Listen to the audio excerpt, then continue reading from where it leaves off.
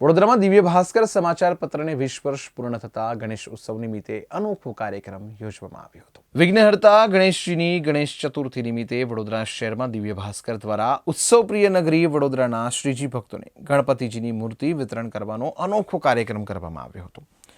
આયોજન દિવ્ય ભાસ્કર સમાચાર પત્રને 20 વર્ષ પૂર્ણ થયાના અવસરે કરવામાં આવ્યો છે, જેમાં શ્રીજી ભક્તોને 1000 મૂર્તિનું વિતરણ કરવામાં આવ્યું હતું અને માટીની ગણપતિની મૂર્તિને લઈને સુરસાગર ખાતે માતા પાર્વતી અને શિવજીની 3 પ્રદક્ષિણા કરવામાં આવી હતી। જ્યારે અનોખા કાર્યક્રમમાં અનેક શ્રીજી ભક્તો જોડાયા હતા અને સાથે સાથે વડોદરા શહેરના મહાનુભાવો પણ ખાસ ઉપસ્થિત રહ્યા હતા। દિવ્ય ભાસ્કરના 20 વર્ષની વડોદરામાં પૂરા થઈ રહ્યા છે। આ પ્રસંગે અમે શહેરના 1000 લોકોને શ્રીજી ભક્તોને ગણપતિની મૂર્તિ આપવાનું, માટીની મૂર્તિ આપવાનું કાર્યક્રમ યોજ્યો છે। ખૂબ સુંદર કાર્યક્રમ થઈ રહ્યો છે। લોકો શ્રીજીની મૂર્તિ લઈ અને શિવ માતા પાર્વતી અને શિવજીની પ્રદક્ષિણા કરવા માટે તત્પર થઈ રહ્યા છે અને ઉત્સવ ખૂબ સરસ રીતે આયોજन થઈ રહ્યો છે।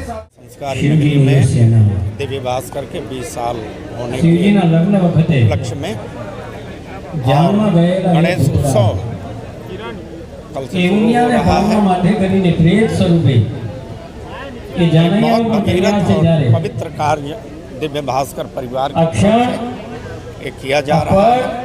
इस्कॉन मंदिर से तरफ से बहुत सारे दिव्य भास्कर के जितने भी कर्मचारी हैं और उनके जितने भी वाचक हैं इस्कॉन की तरफ से दिव्य भास्करे एक दिव्य वातावरण ऊभું કર્યું છે।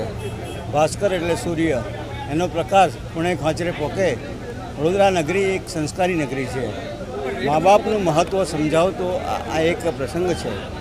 હવે આ નવનાથની તો સ્થાપના પહેલાં કરી લીધી હતી, પણ હવે દિવ્ય ભાસ્કરે આજે આ 1000 મૂર્તિ ગણપતિની બધે જ આપીને આખી સુસાગરની શંકર ભગવાન જે બિરાજમાન છે એમની 3 પ્રદક્ષિણા કરી પોતે ધન્યતા અનુભવશે અને આ સંસ્કારી નગરીને વધુ સંસ્કારી બનાવશે।